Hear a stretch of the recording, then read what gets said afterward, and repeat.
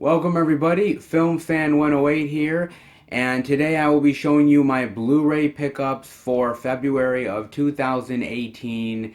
And as you can see here, I got quite the haul to show you guys. So let's get into it with the first title that I picked up in February, and that is Tragedy Girls. And if you can check out the nice cover there.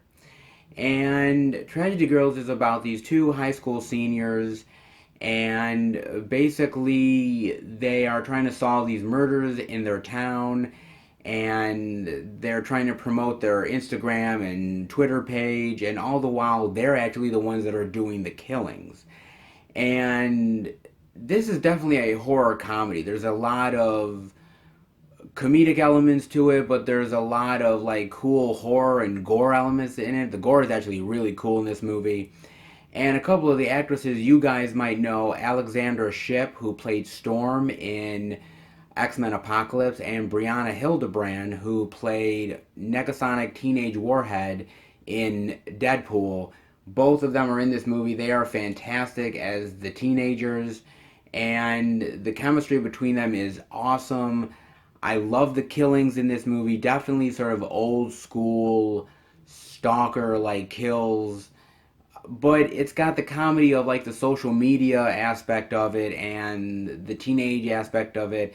It definitely has almost a twist of like almost a Heathers meets sort of like a slasher movie. Kind of, if you really want to think of it like that. And this movie also reminded me of a movie that came out a year or two back called The Final Girls. It kind of reminds me of that, but this film I think is way darker. I think this film is actually, it's very dark. The ending is dark as hell. And I think that they go places where Final Girls didn't go to. But I really do love both of those films. And this is an amazing film. And it was a blind buy. I did not watch this movie ahead of time. I saw trailers for it. I saw ads for it. There was no way to see it in the theater, so I just blindly picked it up, and I'm so glad I did. It was an amazing, amazing movie, and I absolutely recommend you guys checking this out. I think you guys would really, really enjoy it. And the only special feature on here is the audio commentary by the director and the writer. And actually, I really like their commentary. They really talk about social media and how they were writing the teenagers and the inspirations of other movies that really made them make this. And it's a really great commentary. I really like what they were talking about. And this is an absolute recommend for you guys to check out. I think you guys would really enjoy it. Tragedy Girls, definitely check it out when you get the chance if you haven't already. And the next title is basically, last pickups, you notice that I picked up Hatchet and Hatchet 2. I gotta pick up the next installment, right guys? And that is Hatchet 3, right there. Very nice. Victor Crowley himself. And as you can see, this is basically the third and supposedly final installment in the Hatchet series. And as I said in the last Blu-ray pickups video, I really loved the first Hatchet, and I thought Hatchet 2 was a little bit of a step down compared to the first Hatchet. But I really think Hatchet 3 is a really strong film. It kind of brings the series back, I think, to sort of its roots a little bit. I like Hatchet 3 a lot. I like what they do with Victor Crowley. I love the kills in it. I think Danielle Harris is, I think, better in this movie than she is in part 2. And you have a lot of great actresses in this. Of course, you have Kane Hodder back as Victor Crowley as well. And you have so many other actors. You have Caroline Williams in this. You have Zach Galligan from Gremlins. It's got a lot of great, wonderful cast in it as well. And this was supposedly the last installment, but we'll get to that. And if it had ended here, I would have been extremely happy with it because I thought they ended it in a really satisfying way. Now, Adam Green didn't direct this movie. He only produced it, and I believe he wrote it. And you can see sort of the differences between the other two hatchets and this one, but that doesn't mean that this is a dip in quality. It's an amazing, amazing slasher movie, a great third installment in a horror series. And the special features here, you got a crew commentary, you got a cast commentary, you got 3 featurettes, the trailer, the teaser. It's a good amount of stuff that you get for this, and I got it on Amazon for a pretty decent price as well. It's not a bad pickup, and I definitely wanted to watch Hatchet 3 again, and I loved it just as much as I did when I first watched it a few years back. So definitely, definitely, if you guys have not picked up any of the Hatchet series, definitely pick these up. These are amazing movies. Great slasher sort of killer movies like Jason, Michael. Great movies. Hatchet 3 right there.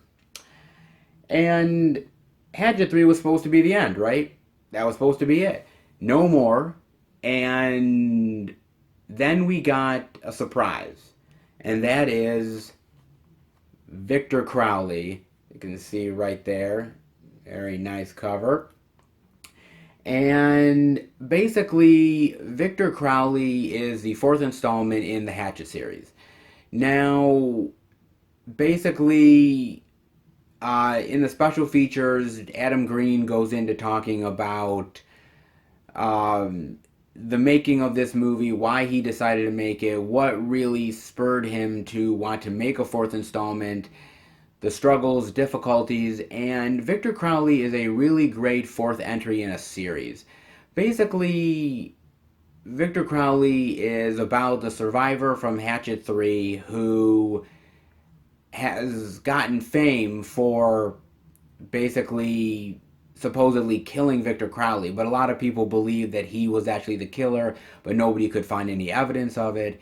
And what happens is that he goes back to Honey Island Swamp to film this sort of reality TV episode, and basically they end up resurrecting Victor Crowley and all hell breaks loose.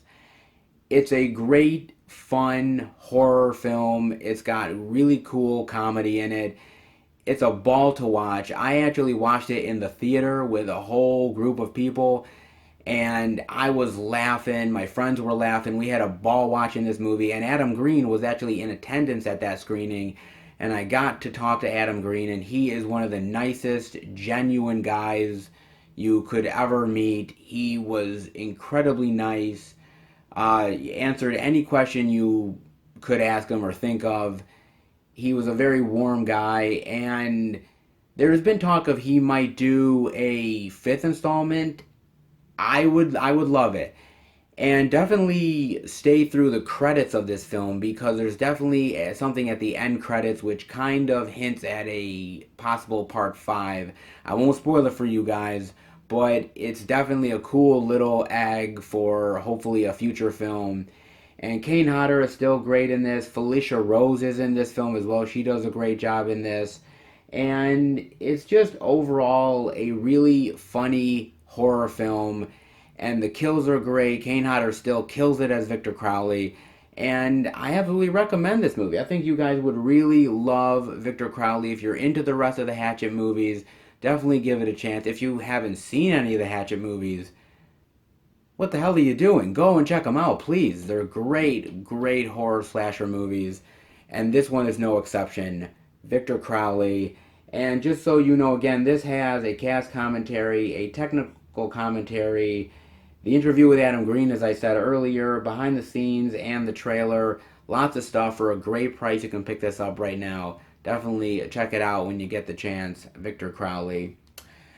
And the next film is a surprise pickup. I wasn't planning on picking this up, but I had heard a lot of good things about it, and I figured, you know what, I'm gonna try for it. I'm gonna try see how this movie is, and I loved it. And that is Don't Fuck in the Woods. Yep, you heard me right. That's the title. Don't Fuck in the Woods. And as you can see right there, yeah, very nice.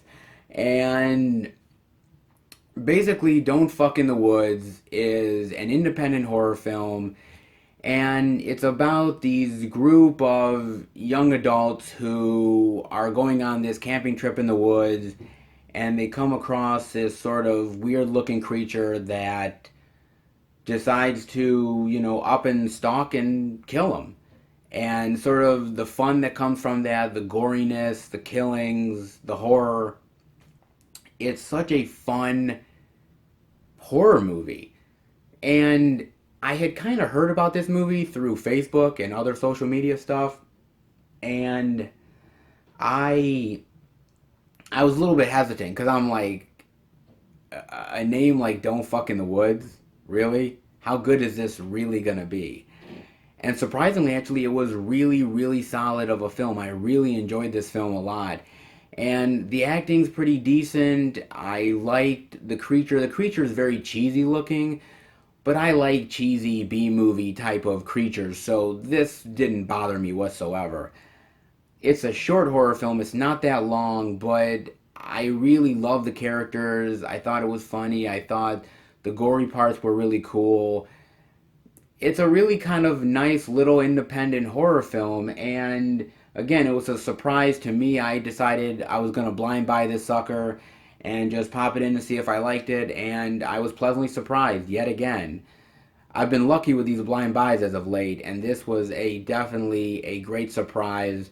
And I know right now they're doing an Indiegogo campaign for Don't Fuck in the Woods 2, and I know they're trying to, like, figure out the story as far as picking up after the first film and everything to do with the creature, and it looks kind of cool. I'm probably gonna back it. I'm not gonna lie, guys. I definitely want to see more of this. I definitely want to see more of what the director does. I love the movie. The movie's great, and come on, it's one of the coolest titles, right? Don't Fuck in the Woods. It's obvious. It's cool. I like the title. And you get interviews with the cast and the crew and the director, and you also get a making of, and you also get a little behind the scenes on how they made the creature and the designs. And it's really cool, the special features here, and the movie is really cool. Just this little independent horror movie, and it's nice to support independent horror.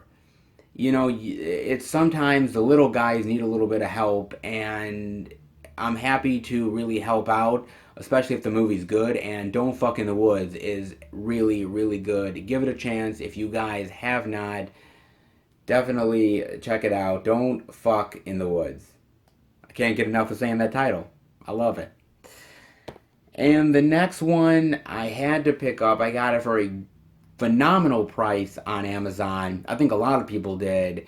And I jumped on it immediately. Finally, this movie has gotten the love it completely deserves.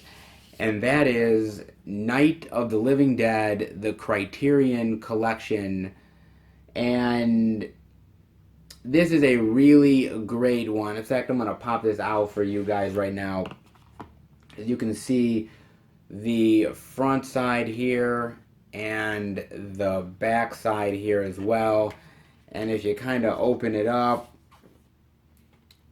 I got the discs inside it. And it actually comes with a poster, basically. And the poster is basically the image of the girl, kind of like that. And this is a fantastic movie. It's sort of one of the original zombie movies, and it's a fantastic sort of George Romero film, and it's the first of his sort of zombie series, which continued with Dawn and Day and Land and all that jazz. And it's a fantastic movie. I love black and white movies. This is an amazing movie. The acting is great, and I just feel like there's not many movies that sort of top this movie. It's genuine in the fact that it was one of the first, and it introduced us to the concept of the zombies that we know of today.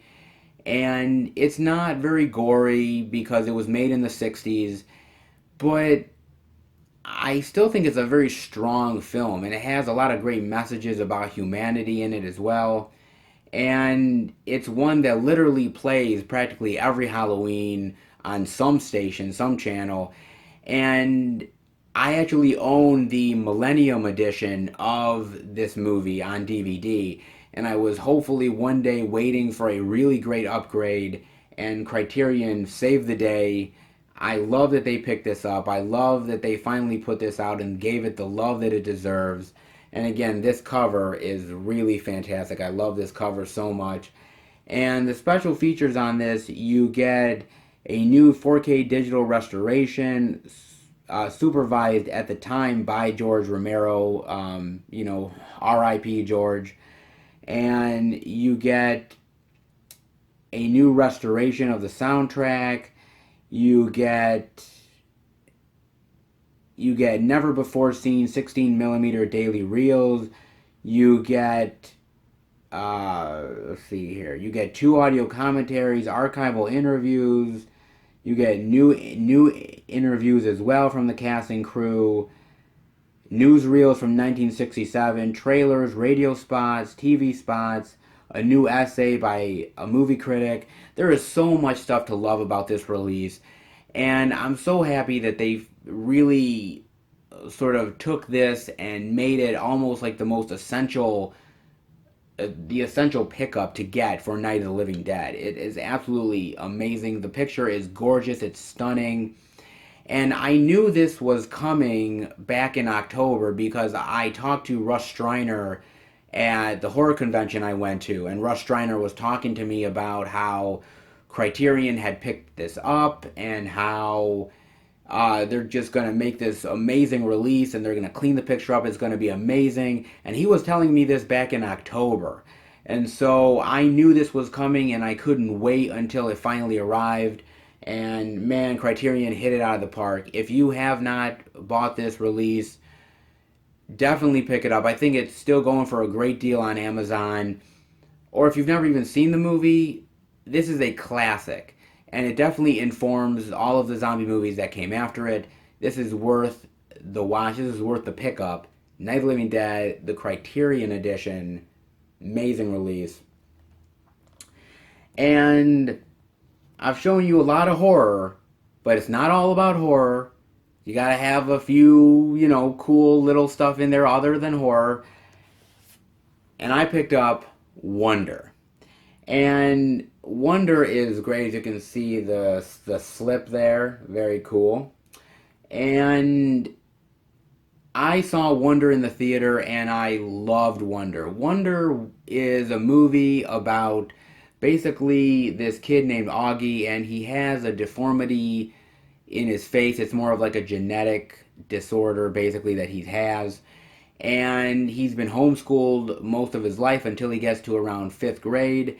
And his parents decide to take the plunge and send him to public school.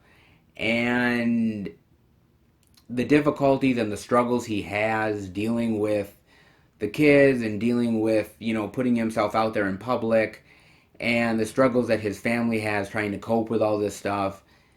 It's an awesome, awesome movie. I love this movie so much.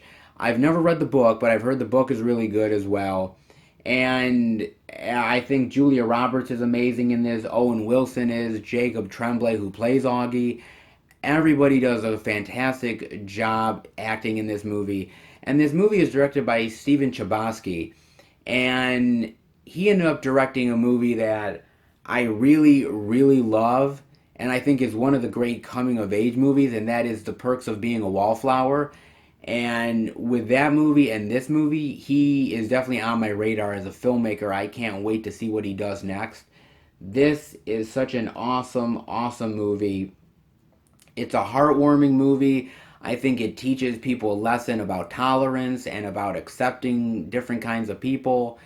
And it's a movie that I think that we need nowadays. We need a movie that really reminds us of the humanity of people, and also, that we should be accepting of others. I really do enjoy this movie a lot, guys. And basically the Blu-ray comes with basically all kinds of different featurettes, about 4 or 5 different featurettes, a commentary, music video, behind the scenes, trailers. It comes with a lot of wonderful features, and the movie is definitely worth your time and effort to check it out. If you love these type of movies, it's it's absolutely a recommend. 110%. I love this movie. I think you guys would love this movie as well. Definitely pick it up.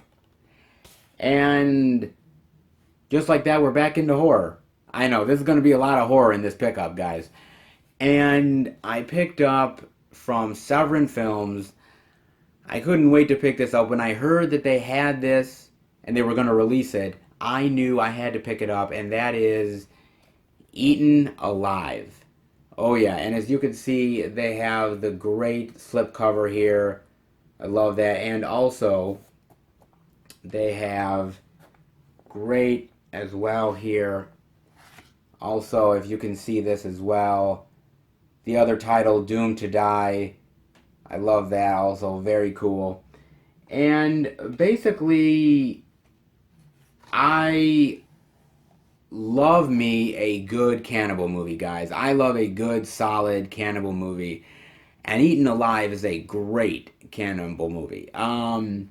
Whether it's movies like Cannibal Holocaust that I really love or this, I'm fascinated by cannibal movies. I am. I love them. For some weird and odd reason. I'm weird and odd with this stuff. What can I tell you? And basically, what this movie is about is basically this woman is searching for her sister who has gone missing, and she goes to the Amazon jungle that she believes that she's there, and she has a guide with her, and they end up heading into the jungle searching for her, and they find that she's part of this weird, mysterious cult, and they have to figure out what the hell's going on, what's up with the cult. They have to deal with the natives and the cannibalism and trying to escape the jungle, and it's a great, wonderful cannibal movie. The gore in this is fantastic, and I gotta tell you, if you guys are squeamish about gore at all, or have a sort of weak stomach, this is not the movie for you guys. This is intense gore. Yes, it's fake, but it's very realistic, and it definitely kind of like, whoa, kind of just like takes you aback a little bit. It's a really wonderful, genuine cannibal movie. And again, if you love movies like Cannibal Holocaust, this movie is right down your alley. Severin did an amazing job. The picture is fantastic in this. And this has a lot of great special features. An interview with the director, Umberto Lenzi. A feature documentary on the Queen of Cannibal movies, Mimi Lay Bites Back. An interview with the production designer. An archive interview with a couple of the actors. A 2013 Q&A with the director at a horror festival. Yeah, this thing has so many great, wonderful moments in it, and it's a great cannibal movie, and I think you guys would absolutely love this movie. Definitely check it out if you get the chance. From Severin, Eaten Alive. And the next title that I picked up also from Severin is Threads, and this comes with the lenticular slip, and you can see kind of there, and then it kind of moves there. Yeah, very nice. And also the artwork there as well, which is all the fire and brimstone artwork.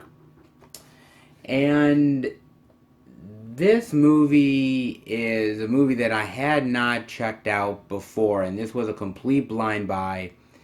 And it was Britain's response to the United States film The Day After.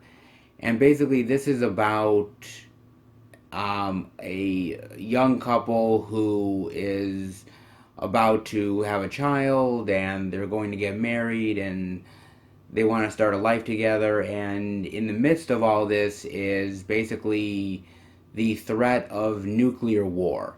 The threat that nuclear war is going to start, and that bombs are going to drop, and eventually the bombs do drop, and this movie shows all of the complications and all of the terror and horror and the panic and hysteria and everything that goes with nuclear war. And I gotta tell you guys, I love horror, and there's many different types of horror films. There's, cannibal movies, there's zombie movies, there's stalker movies, there's all different kind of subgenres of horror. This is real horror. This is the real horror where this can really happen. And this movie is one of the most realistic depictions of nuclear war that I have ever seen in my entire life. This movie is one of the most depressing and dark movies I've ever seen. And trust me, that's saying a lot. I've seen a lot of dark stuff. It is uncompromising. It is brutal at times. It shows what would happen after the fallout of nuclear war, and it is just terrifying. This movie is a wake-up call to anybody who thinks that, having nuclear anything is a good idea, because this thing is just tells this dark tale. And if this is what would really happen, and I believe it would, if it happened, man, that is some scary stuff. Threads is an absolute recommend and watch to you guys. It's going to open up your eyes. After I watched it, I was like, it had opened me up to like a world of like, I don't want any of this, man. I don't want none of this.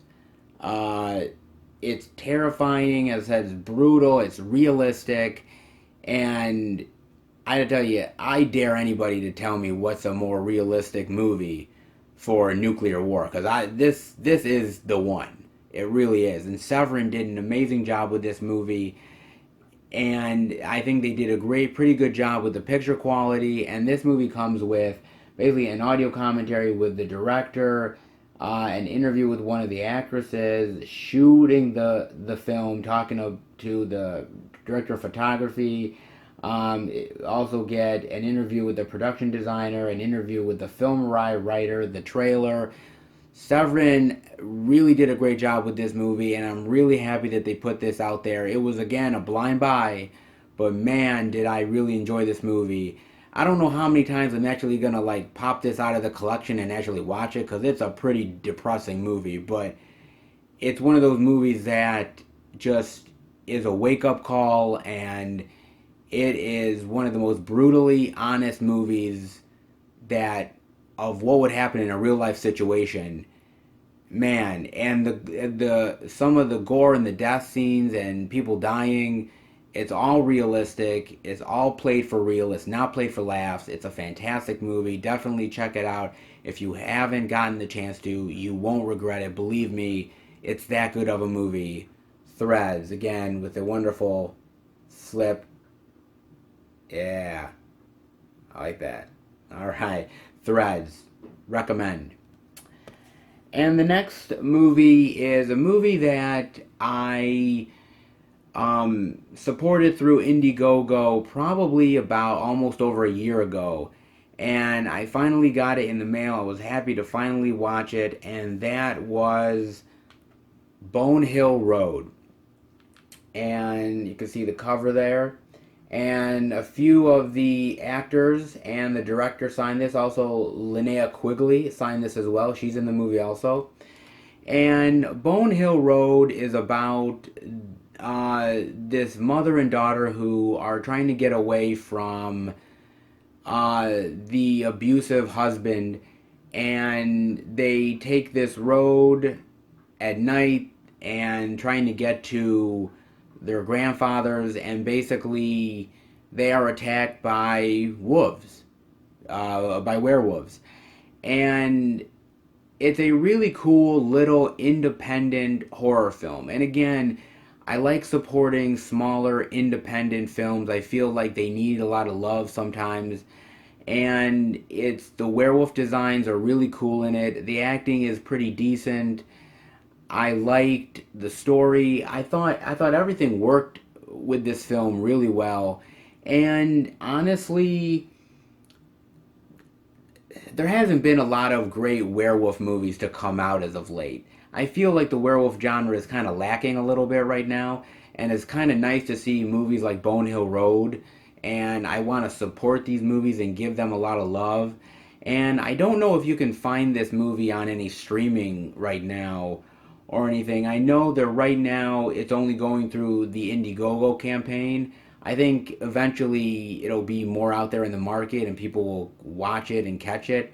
But it's a cool little werewolf movie, and it was nice to support it. And the special features here, there's really no special features on this thing, which I kind of think is a shame. I would have liked to have gotten an audio commentary or seen more behind the scenes stuff. I kind of wish there was a little bit more to this, but the movie alone is really awesome. I really enjoyed it a lot, and uh, it's nice to support independent horror. So definitely, when you get the chance, whenever this hits on streaming, or if you can buy it, at a certain place at some point, definitely pick up Bone Hill Road. I think you guys will really love it. If you like werewolf films, the werewolf designs and the creatures and the gore. The gore is really cool in this movie too. They do not skimp on the gore. You definitely get to see a lot of the gnawing and chomping and flesh and everything. They don't skimp on it. It's really good. It's definitely worth your time and effort. Bone Hill Road. Definitely check it out when you get the chance. And the next film I picked up, I loved it when we saw it in the theaters, Bob and I, and you know what, I had to pick it up, and that is Murder on the Orient Express, and the cool slip cover there. Yeah, very nice slip cover. And, again, I saw this in the movie theaters, and I really loved Murder on the Orient Express, man. I thought it was a really genuine and great remake. Nowadays I can't really say a lot of remakes are that good anymore. A lot of them are watered down, they're not as good as the original, and sometimes I would just say, hey, go ahead and watch the original, because, why waste your time on the remake? This is one of those movies that, along with the original, which is great, this remake is just as good. It's got Kenneth Branagh in it, Michelle Pfeiffer, Judi Dench, Johnny Depp, Josh Gad, Willem Dafoe, Daisy Ridley, Penelope Cruz. Man, the cast is crazy, man. Everybody does a phenomenal job. And basically it's about this detective who is the world's greatest detective, and he boards this train of all different kind of strangers and personalities, and there just so happens to be a murder that happens on board this train, and now he is recruited to try to find the killer and bring them to justice before they get to their next stop. And it's a fantastic, fantastic movie, and I love the murder mystery aspect of it. And let me tell you guys are not going to figure out who the actual killer is until the end. I certainly didn't figure it out until the very end, and I'm usually pretty good at figuring these things out. But Kenneth Branagh directed this. He also directed movies like Thor. So he's a great, competent director. He did a fantastic job with this movie. It feels very old school. It feels very old school, kind of those 60s or 70s sort of murder mystery thrillers. I really dug this movie a lot. And the special features here, you have a featurette on Agatha Christie, you have a look at the detective, deleted scenes, commentary, and much more. It's definitely a worthy film, and it's just as good as the original film, which is a phenomenal film. Definitely check both of them out if you get the chance. Murder on the Orient Express, right there. And the next title is from Arrow, and I was super excited to check this out because anytime the Arrow puts out something, I kind of gotta at least see if I want it, and I'm a huge fan of the director. This is something I definitely wanted, and that is Basket Case. And as you can see right there, the slip with the hands right there and everything, very nice. And also the original theatrical art right here as well, very nice as well here. And Basket Case is about these brothers, and one is a regular, normal looking guy, and the other is sort of this, almost like this kind of growth that has grown on the side of them, but they're twins. And it almost looks like a monster, pretty much. And the idea that they are seeking revenge against these doctors who separated them, and they go to New York and experience New York life and the residents and the weirdos and the creeps. And it's such an odd, bizarre, weird movie, and I've always had a warm spot in my heart for this movie. I honestly have. I love Frank Henenlotter. Movies like this, Brain Damage, Frankenhooker, Bad Biology. I love him as a director. I wish he would do more films. I really wish. I'd love to see another film by him. And Basket Case is such a genuine film. This was his first theatrical movie, and I love the look of Belial. I think Belial is a fantastic creation. I love the acting in this. I love the cheesiness. And I love how this movie shows a very uncompromising look at New York.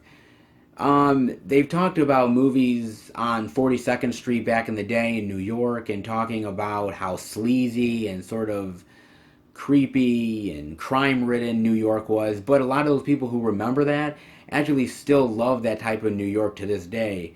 Unfortunately, they kind of reminisce about it and they miss those days.